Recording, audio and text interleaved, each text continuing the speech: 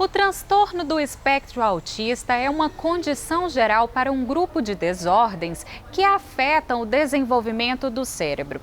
Essa patologia apresenta como principais características a dificuldade de socialização e a execução de movimentos repetitivos. Transtorno do espectro autista, esse é o tema do programa Você Mais Saudável de hoje.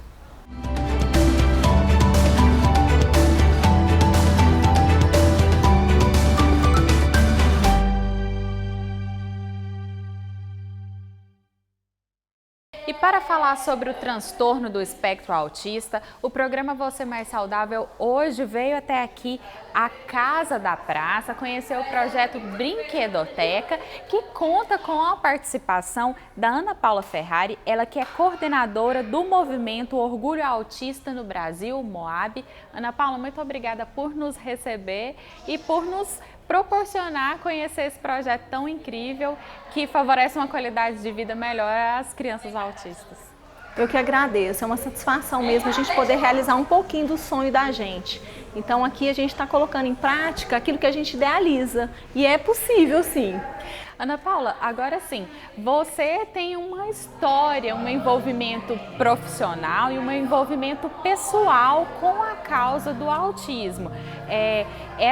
O MOAB, que é o movimento, você trouxe do Rio de Janeiro para Goiás, para Goiânia, com o intuito de auxiliar os pais no desenvolvimento da criança? Então, foi isso mesmo. Eu conheci o MOAB em Brasília, primeiramente, mas não pude participar, porque na época o meu filho era muito pequeno e eu tinha um bebê. Aí lá no Rio de Janeiro eu tive o prazer de conhecer os voluntários do MOAB. São pessoas assim que realmente nos abraçam, nos apoiam, me apoiaram muito na inclusão escolar do Jonas, o meu filho que tem autismo, na escola regular lá de Niterói, onde eu morei no Rio de Janeiro. A partir desse momento que a gente pôde realizar na escola uma formação específica para todos que puderam participar, era aberta aos pais, aos profissionais, às pessoas que conviviam na escola. Então a Secretaria de Educação gostou tanto e ampliou o projeto que era numa escola municipal e transformou como um projeto de educação da cidade. Então hoje em Niterói existe uma formação específica sobre autismo para quem trabalha na rede pública, na educação. Isso muda muito, porque realmente a gente tem que conhecer as especificidades dessa questão. Porque o autismo ele é uma questão sensorial. Às vezes pode estar ligado a um déficit mental, mas ele é uma questão sensorial. A gente tem que estar atento a essas dificuldades que eles têm, por exemplo, de captar todos os estímulos e de processar esses estímulos auditivo, a questão também do visual, a questão tátil, olfativa. Então tudo isso interfere no bem-estar, no comportamento deles. Inclusive, esses problemas físicos mesmo relacionados ao trato digestivo, ele também deve ser acompanhado de perto, incluindo alimentos específicos na dieta dessa criança autista, que às vezes desenvolve algum problema de digestão ou até de alergias? Então, muitos são alérgicos alimentares mesmo. Isso é uma questão genética, mas que pode evoluir conforme a gente fazer o tratamento, né? Se nós fizermos o tratamento correto, eles vão melhorando nesses sintomas de alergia alimentar e melhoram o comportamento, melhoram a aprendizagem. Outros adquirem problemas gástricos e intestinais por conta das tensões, porque como eles têm essa dificuldade de assimilar os estímulos, eles ficam tensos, ficam estressados, eles querem comunicar e não conseguem, querem entender e têm dificuldade de entender. Imagina o estresse que eles não passam. Então isso deixa, eles são propícios a ter a gastrite, por exemplo. Então o que a gente pode fazer? Dar alimentos saudáveis, alimentos leves, a gente dá muitas fibras, alimentos ricos em água, então sucos, água de coco, tudo isso, as frutas. De preferência o mais natural possível, De preferência né? o mais natural mesmo, ir à feira, comprar legumes e frutas. Isso é o principal para eles. É claro que alguns têm intolerância a determinados ingredientes, então aí tem que ser pesquisado junto a um gastro, junto a um alergista, tem testes alérgicos para serem feitos. Então, com acompanhamento médico é possível identificar onde está o problema alérgico e ajudar na evolução da resistência do organismo, para que o organismo possa conseguir um dia sim, ingerir esses alimentos e não ter tantas reações alérgicas. Ana Paula, agora sim, aqui no projeto Brinquedoteca, que é uma extensão até do MOAB, que alcança o país inteiro, vocês dão essa oportunidade das crianças socializarem, delas terem contato tanto com outras crianças autistas como com crianças que não têm nenhuma patologia, e também vocês oferecem um apoio aos pais, né? Vocês proporcionam esse compartilhamento de informações e das próprias dificuldades de convivência? Isso mesmo, porque a gente tem que estar junto. É preciso criar uma comunidade de afeto em torno dessas crianças, em torno da família, porque a família fica fragilizada, a gente sofre, né? Porque a gente às vezes não entender muito bem o que está se passando, o que está acontecendo, por que essa criança está tão diferente hoje, por que o comportamento mudou. Então a gente poder, eu descobri que tal alimento deixa meu filho mais agitado, então eu vou evitar tal alimento. Então tudo isso, muitas vezes o médico não tem condição de nos passar esses detalhes. E uma mãe com a outra pode conversar para você levar as dúvidas para o médico. Trabalho de observação, né? É um trabalho de observação. E o Moab, a gente faz um projeto do desabafo, acompanhado por profissionais voluntários como psicólogas. Então a gente tem 2 momentos de desabafo. Um aqui no setor Bueno e outro em Aparecida de Goiânia. É uma vez por mês, é gratuito, é um momento da gente sentar e colocar as nossas angústias e a gente também pensar em projetos para a gente melhorar a nossa qualidade de vida. Ana Paula, agora sim, nesse mês de junho, que é o mês da conscientização, que todas essas associações, elas visam proporcionar informações sobre o autismo, haja vista que há uma necessidade de acolhimento e de entendimento da pessoa com autismo, vocês têm realizado atividades, tanto que proporcionam informações aos pais, como à sociedade de maneira geral. Inclusive até esse livro, né, que fornece algumas informações sobre a oscilação de comportamento, sobre as especificidades que a criança autista pode vir a apresentar? Então, esse livro a gente está lançando aqui em Goiânia esse mês. Ele é da Viviane Guimarães, que é uma psicopedagoga do Movimento Orgulho Autista, lá em Brasília. Ela é diretora de ensino. E eu gosto muito de uma figura, que essa figura me chama muita atenção, porque mostra como eles oscilam nas emoções, como nós também, só que para eles é mais intensa essa oscilação. E por quê? Por conta das dificuldades, principalmente sensoriais. É importante a gente visualizar essas imagens, a gente poder tentar entender como uma criança, tentar olhar para eles com o olhar de uma criança, porque as crianças elas aceitam melhor. E se a gente prepara as outras crianças que não têm o autismo para estar com eles, por exemplo, com um livro desse, ou com uma história, ou com outras imagens que você conseguir fazer esse trabalho, essa criança, além de aceitar que ela já aceita naturalmente, ela vai conseguir se aproximar e até colaborar no desenvolvimento da outra criança. E o que acontece com a criança típica que ajuda uma criança com o TEA, por exemplo, que é o transtorno do espectro autista? Essa criança típica fica com a autoestima elevada. É claro, ela se sente, vê como ela é importante para aquele coleguinha, como ela faz diferença na vida daquele colega. Um abraço, uma palavrinha que ela fala, um pegarzinho na mão que ela consegue se aproximar daquela criança. Então, tudo aquilo é vitória, são pequenas conquistas que uma criança típica tem muita abertura para fazer numa criança com TEA. Então, é muito importante esse conviver, porque, na verdade, ninguém vive bem sozinho. Nós precisamos estar em comunidade, estar abraçados, estar nos ajudando. Então, quando a gente pensa também que a gente está ajudando, a gente, na verdade, é ajudado. Então, um ajuda o outro. Esse convívio, essa inclusão, ela é salutar. E as pesquisas indicam que é o melhor caminho. Que a gente às vezes fica com dúvida, será que devemos criar um mundo à parte? Alguns momentos a gente pode precisar sim de momentos mais individuais, é importante ter um momento de terapia individual para a aprendizagem, mas a gente não pode deixar de estar em comunidade. E as pesquisas apontam a importância da socialização, dessa inclusão no desenvolvimento. Porque a criança com TEA, ela está se desenvolvendo. Então, se a gente consegue dar os estímulos adequados, na medida que ela tolera, sem exceder demais, e de uma forma que ela sente prazer, que ela sente assim, vontade de repetir aquele momento, aquele encontro, então ela vai podendo alcançar esses estágios de desenvolvimento e superar os sintomas. Por isso que a gente vê adultos autistas que são criativos, que trabalham, na verdade, que estão até salvando empresas, que estão salvando regiões, estão encontrando soluções que a gente não consegue pensar, porque a mente deles, às vezes, se especializa numa questão. Então, é muito importante a gente valorizar essas pessoas, porque elas são produtivas. e a gente está aumentando o número de autistas. Nós não sabemos muito bem por que está acontecendo, é um fenômeno mundial, mas é uma realidade. Então hoje nós vamos encontrar muito mais pessoas com autismo do que ontem e amanhã também muito mais.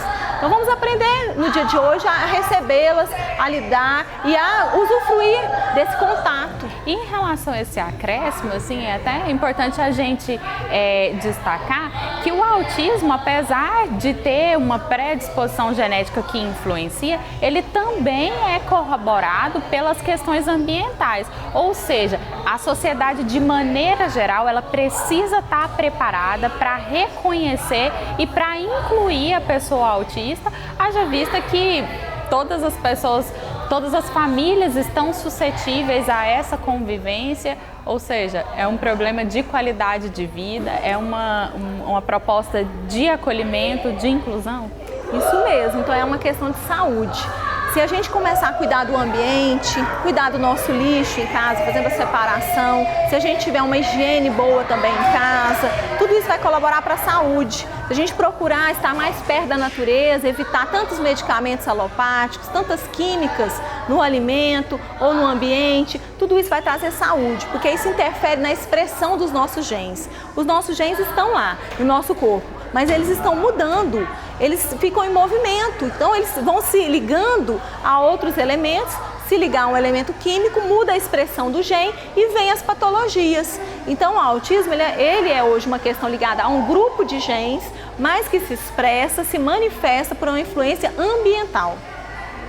Ana Paula, e assim, de que maneira você, enquanto mãe, enquanto coordenadora do movimento, enquanto atuante desses movimentos, sente a necessidade de que sejam estabelecidas políticas públicas de acolhimento? De que maneira você acha que a gestão pública pode auxiliar nesse processo? Na verdade, o Estado nos salva. Eu já fui salva pelo Estado. Lá no Rio de Janeiro, quando eu estive numa escola municipal, eu senti muito claro isso, o Estado me salvando, eu e minha família, porque o particular estava nos excluindo e aumentou imensamente o nosso problema. Veja bem, nós estávamos pagando mensalidades para estudar em escolas de referência na cidade, recomendadas, que tem lá não sei quantos anos que estão estabelecidas na cidade, tem famílias que estão, inclusive famílias que tinham pessoas com autismo nessas escolas, mas elas foram excludentes. Então, por que disso? É difícil a gente identificar exatamente as causas, mas o Estado, ele salva. Por que acontece? O Estado, ele tem um compromisso com a Constituição, e lá na Constituição está lá, desde 1988, a não discriminação. Então é importantíssimo que a gente possa ter escolas públicas excelentes, porque aí o particular também tem que se esmerar. Então aí a gente gera uma sociedade de excelência. É muito bom, porque aquele profissional que se interessa pela causa do autismo, ele é um profissional excelente, porque ele está realmente diante da pesquisa, do estudo, diante da criatividade, que muitas vezes as teorias existentes não vão ser suficientes, ele vai ter que criar, vai ter que inovar. Então ele vai ser um profissional que está assim, sendo chamado a continuar em desenvolvimento. Então, a fazer ciência. Então, a inclusão, eu acho ela maravilhosa, porque ela nos põe diante dos desafios e nos mostra que nós podemos ultrapassar esses desafios. Que todo ser humano está suscetível, Na né? verdade, todos nós estamos em situação de deficiência. Pode ser em uma questão ou em outra, em um ambiente ou outro, mas se a gente começar a se observar, nós vamos ver que nós temos pequenas, às vezes grandes necessidades especiais. Então, quando a gente consegue olhar para essa criança ou para essa pessoa com autismo como ela é, como um cidadão, quer dizer, como eu sou também, tudo fica mais fácil. E não fica difícil, porque a gente vê que é possível. Existem iniciativas, tanto na rede pública quanto particular, bem-sucedidas de inclusão. O que a gente tem que fazer é propagar isso, mostrar as possibilidades. E o Jonas é uma prova viva de que esse estímulo, de que todas essas atuações proporciona uma melhor qualidade de vida? Você, enquanto mãe, certifica isso? Claro, porque eu acho assim, o que eu quero de bom para o Jonas como mãe? O que eu quero de bom para os meus filhos? Tenho 2 filhos. Eu quero que eles tenham amigos, que eles sejam felizes. Então não é só uma questão cognitiva, de saber expressar cognitivamente, é uma questão social, afetiva também. E que ele seja um cidadão de bem, que ele contribua para a sociedade. Então é isso que eu quero, e isso eu estou conseguindo. É claro que às vezes a gente avança em umas coisas e volta em outras, mas se a gente consegue colocar do lado deles pessoas com esse espírito, só tem que dar certo, só vai dar certo, não tem crise. Por que vai ter crise emocional? Se tem uma pessoa que sabe prevenir essas crises do lado dele. Se tem pessoas abertas a aprender com ele. Então, assim, eles são os nossos maiores professores. Aí, quando a gente aprende com eles, a gente consegue também ensinar para eles o que a gente sabe. Mas sempre há uma modificação, a gente sempre vai evoluindo. Então, assim, eu acho muito interessante. É claro que é uma dor você ter essa questão do autismo, é claro que é um sofrimento. Mas não é só isso, é muito mais do que um sofrimento, é uma alegria, uma satisfação. Ficar focado no sofrimento não vai ajudar. A satisfação que eu sinto de estar com o Jonas é que eu sinto assim que eu posso contribuir com ele. A minha presença faz diferença. E às vezes eu não consigo atingir o Jonas naquele dia. Mas se eu consigo atingir uma outra pessoa, uma outra criança, aquilo basta. Então, assim, é muito bom a gente estar juntos. Porque aí a dor passa a ser amor. E o amor cura. E é disso que a gente está falando. Né? É possível. Não é tão custoso, assim, não é oneroso. É possível. Acreditem na inclusão. O Moab está aqui para mostrar e para ajudar nos projetos de inclusão, seja no público ou no particular. Nós queremos que a sociedade possa ver isso como necessário para ela própria. Nós temos que ver que nós precisamos dessa experiência. É bom para nós, é nosso crescimento estar junto com essas crianças, com essas pessoas. Quantas mães viraram profissionais excelentes, foram para áreas que elas nem imaginavam da criatividade. Essa mãe mesmo que criou esse livro, hoje é escritora. Então ela não pensava em trabalhar com essa idade, com essa faixa etária. Hoje ela trabalha com essa faixa etária. Então a gente muda nossos objetivos, muda os nossos sonhos e passa a sonhar sonhos muito mais amplos, muito mais satisfatórios para nós. Então vale a pena a gente olhar essa questão com esse olhar mais leve. Ana Paula, muito obrigada assim, por todo esse compartilhamento, não só da sua história, mas de todo o conhecimento que auxilia o nosso telespectador, às vezes, a conviver com uma criança que tem autismo e, principalmente, a aceitar que as diferenças formam uma sociedade mais digna, mais feliz. É isso aí, muito obrigada, eu que agradeço. Vai dar certo, contem com a gente. E o programa Você Mais Saudável vai para um rápido intervalo e nós voltamos em instantes.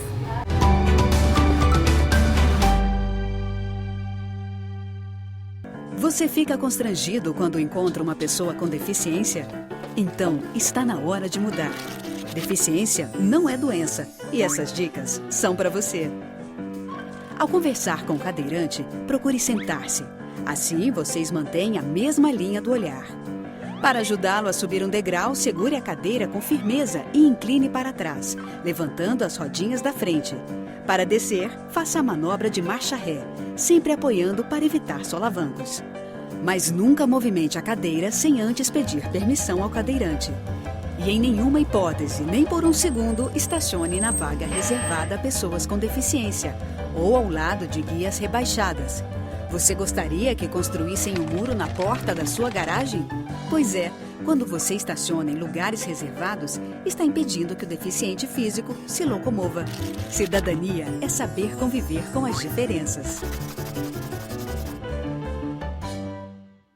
A casa própria é o sonho de muita gente, mas que nem sempre se realiza. O atraso na entrega de imóvel comprado na planta tem índices alarmantes. Mais de 90% dos proprietários só recebem as chaves depois do prazo. Descumprir com a data de entrega estabelecida no contrato garante ao consumidor o reembolso imediato, integral e corrigido do valor pago. Dignidade e respeito. Direitos do consumidor. Superior Tribunal de Justiça. O Tribunal da Cidadania.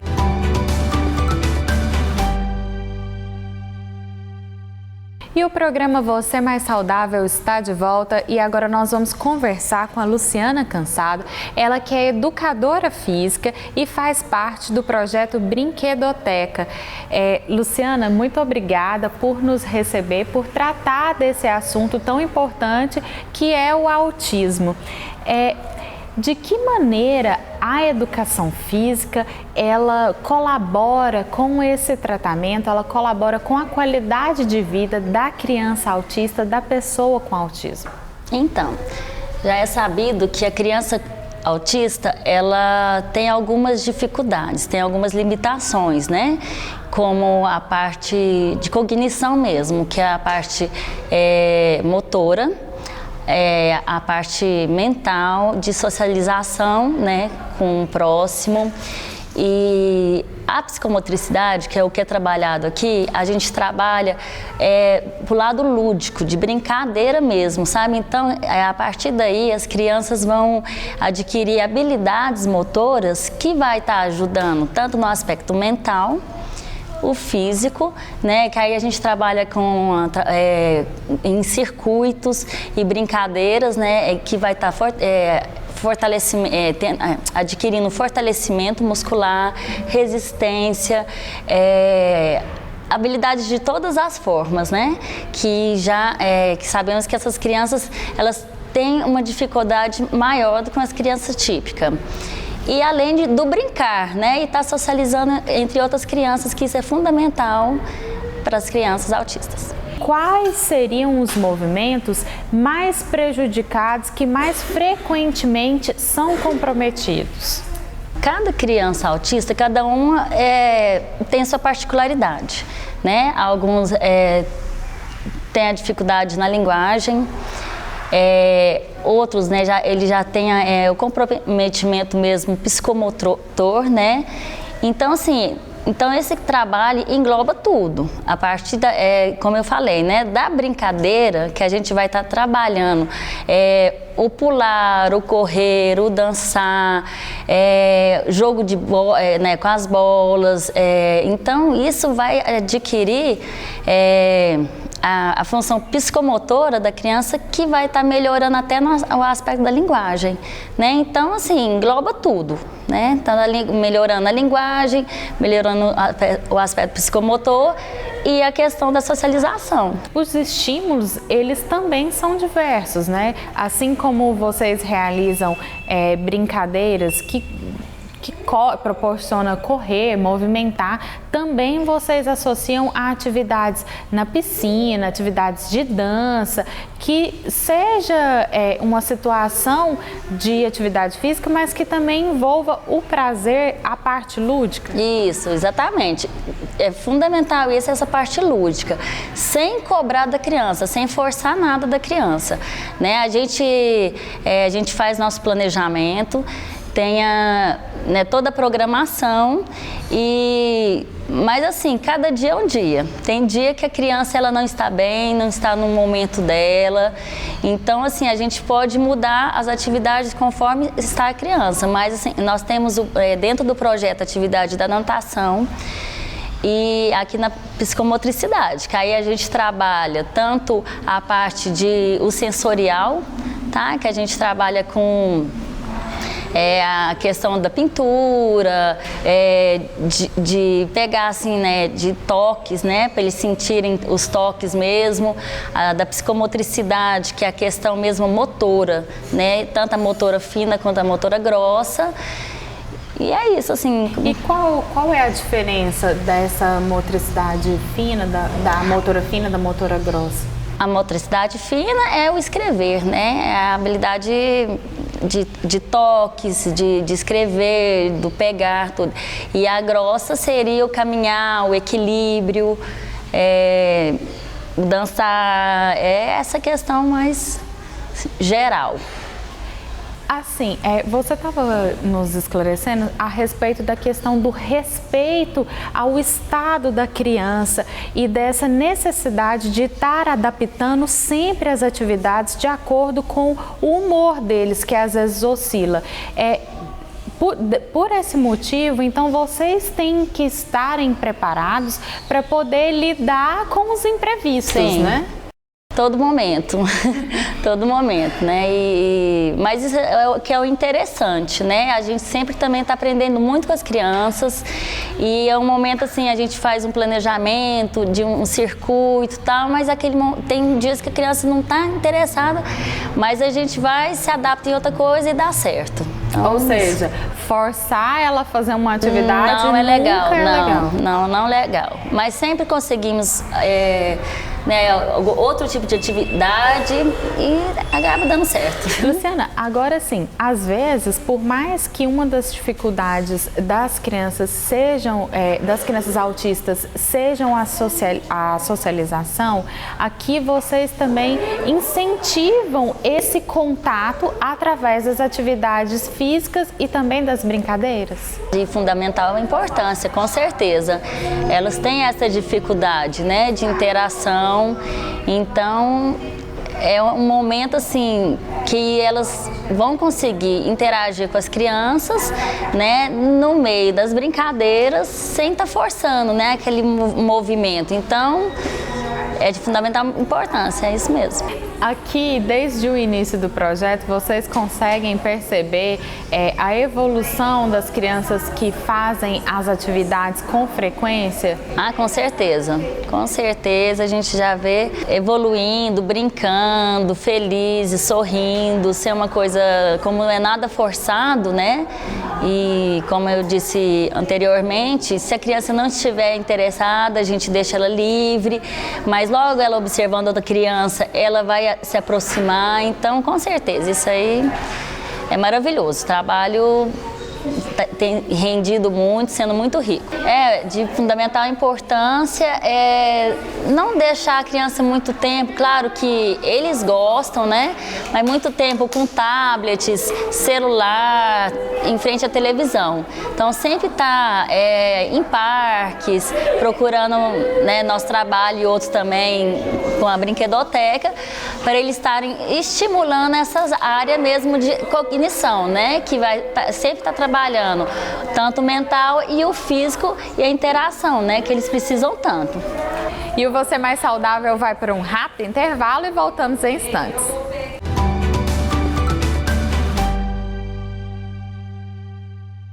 Você fica constrangido quando encontra uma pessoa com deficiência? Então, está na hora de mudar. Deficiência não é doença e essas dicas são para você. Ao conversar com o cadeirante, procure sentar-se. Assim, vocês mantêm a mesma linha do olhar. Para ajudá-lo a subir um degrau, segure a cadeira com firmeza e incline para trás, levantando as rodinhas da frente.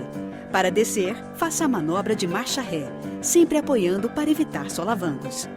Mas nunca movimente a cadeira sem antes pedir permissão ao cadeirante.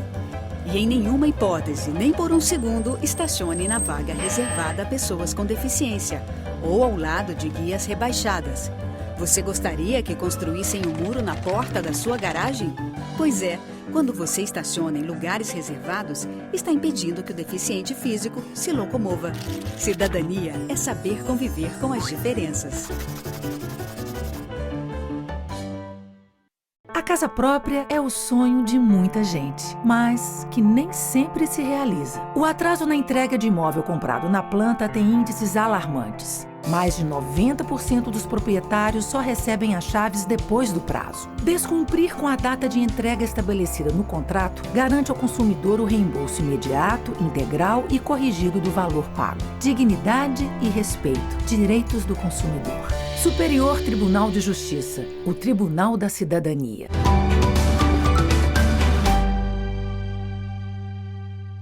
E o programa Você Mais Saudável está de volta e para continuar a falar sobre o transtorno do espectro autista, nós viemos aqui até o Hospital das Clínicas para conversar com a doutora Maria das Graças Brasil, ela que é neuropediatra, coordenadora do Serviço de Neuropsiquiatria da Infância e da Adolescência aqui do HC. Doutora Maria da Graça, muito obrigada por nos receber aqui. Eu que agradeço vocês pela gentileza de estar aqui, pela honra de a gente falar no seu programa.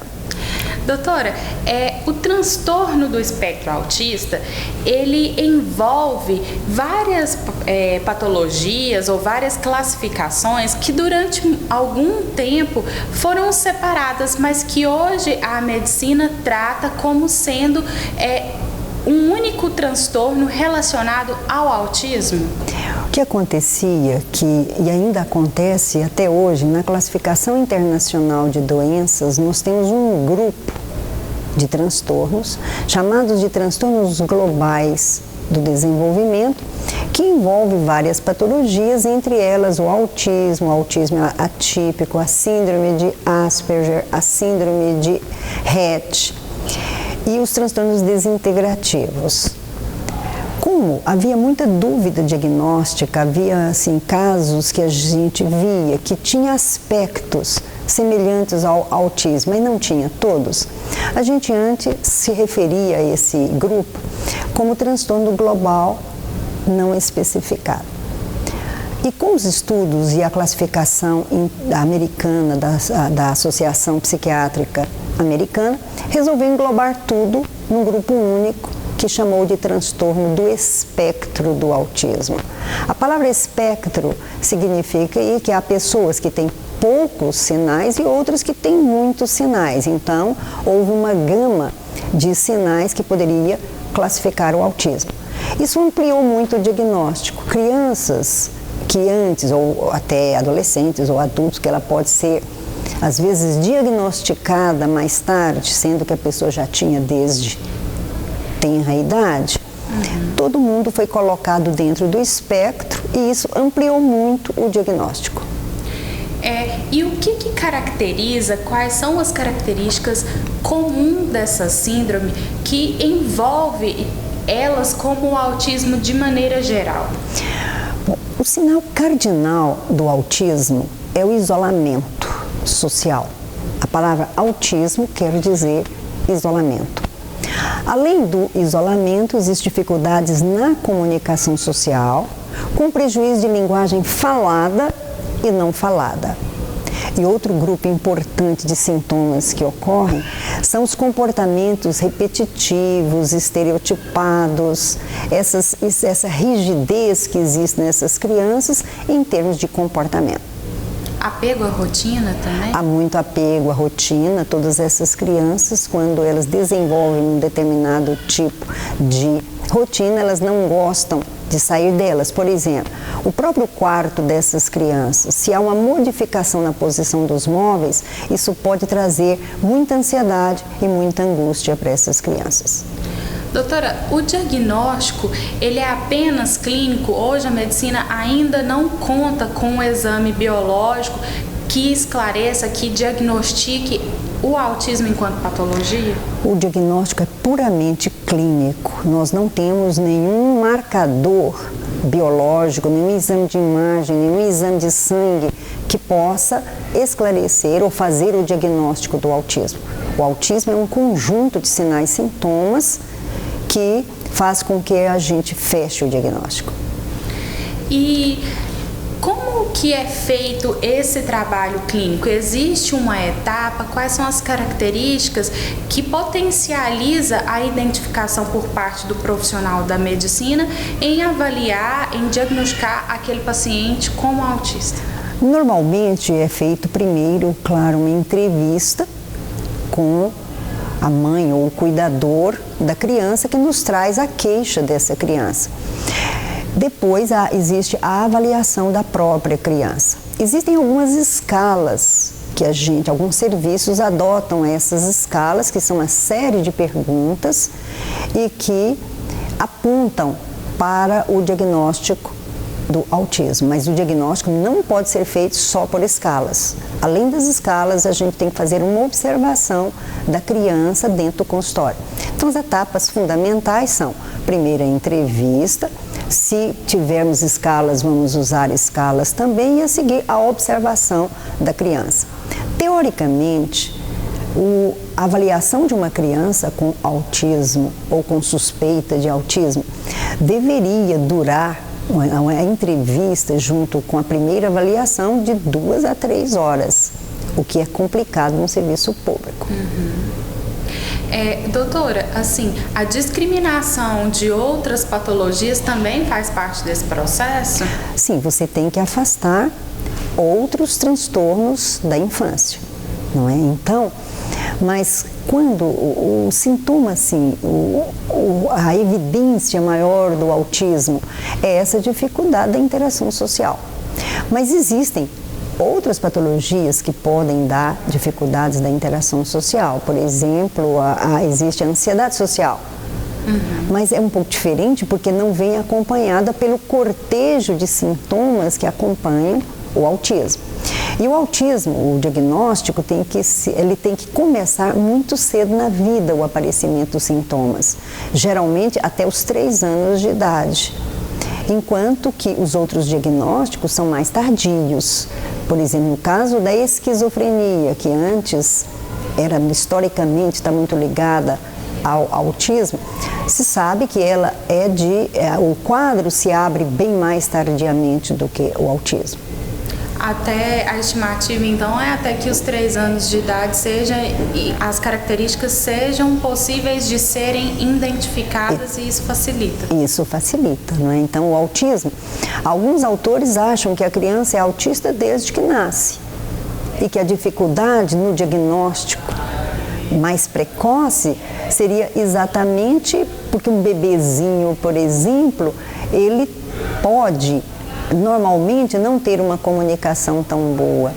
E as pessoas que têm os seus bebês, elas não têm essa experiência de saber até onde a comunicação e a interação é normal ou foge à normalidade. Então, costuma-se fazer o diagnóstico do autismo. Antes se falava que até os 5 anos seria feito, depois isso foi sendo antecipado. Até os 3 anos, até os 2 anos, hoje até 1 ano e meio e a gente pode já suspeitar até muito antes de 1 ano e meio, acompanhando os sintomas que essa criança vem a apresentar. Doutora, agora no que se refere à causa, também é um aspecto desconhecido que observa várias vertentes, mas que não delimita algo específico, né? Não, 70% das crianças que têm o transtorno do espectro do autismo, não há causa identificável. Se você examinar a criança, tanto com exames de imagem como no exame físico, são crianças perfeitamente normais. Elas não têm nenhuma alteração. 30% das crianças que têm autismo vêm acompanhado de alterações cerebrais ou algumas doenças genéticas. E grande parte dos autistas, de 40% até 70%, tem também deficiência intelectual. E cerca de 35% podem apresentar epilepsia. Então, além de nós termos o fato de a criança ter o autismo, ela ainda pode vir acompanhado de outros transtornos, o que a gente chama de comorbidades. A hereditariedade também é um aspecto que pode indicar uma causa ou uma influência na causa? Sim, hoje existe o que se admite dentro da psiquiatria de uma forma geral, que a maioria dessas alterações do neurodesenvolvimento tenha um componente genético e um componente ambiental. Então a pessoa já teria uma predisposição genética para que se desenvolvesse o quadro do autismo. E algum fator ambiental seria como que um modulador para que esses genes se expressassem. O que não se sabe é que genes são esses, e provavelmente são muitos genes, né? Seria assim multigênico, além de fatores ambientais influenciando então na expressão do problema. Ou seja, mesmo de avanços como o projeto Genoma e da possibilidade de fazer o cariótipo daquela criança, daquela pessoa, ainda não existe um gene específico que possa ser isolado ou estudado de alguma maneira que acredita que aquilo seja a causa? Não, houve muitos genes chamados genes candidatos que têm sido estudados e tentado fazer alguma ligação com o autismo. Mas até o momento não se sabe nenhum gene, que genes são esses que determinariam que essa pessoa fará o quadro do autismo.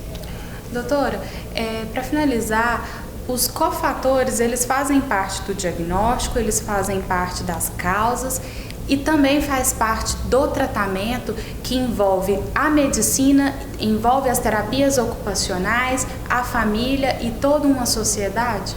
Sim.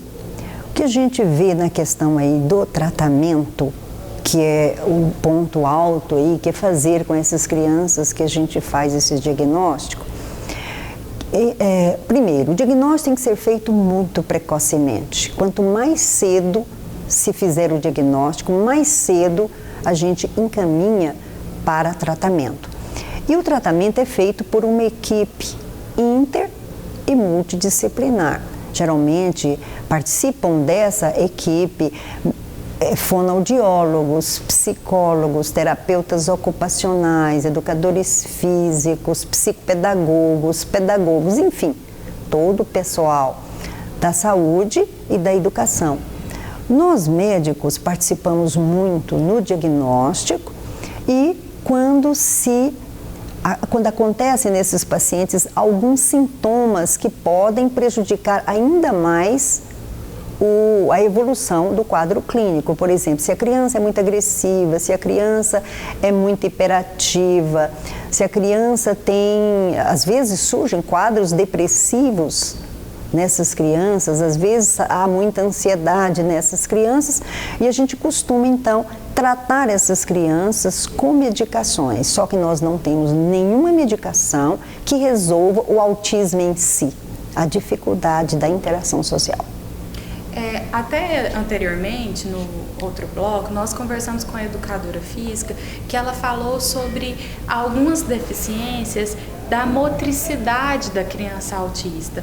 Essas deficiências motoras, elas relacionam tanto a questão física quanto a questão psicossomática mesmo, daquela criança que apresenta um quadro de autismo? Nem todas as crianças que têm o transtorno do espectro do autismo tem essas alterações motoras, mas grande parte tem. E nesse caso, a intervenção de um terapeuta ocupacional, às vezes até de um fisioterapeuta, é muito importante. De um psicomotricista, traz muito benefício para essas crianças.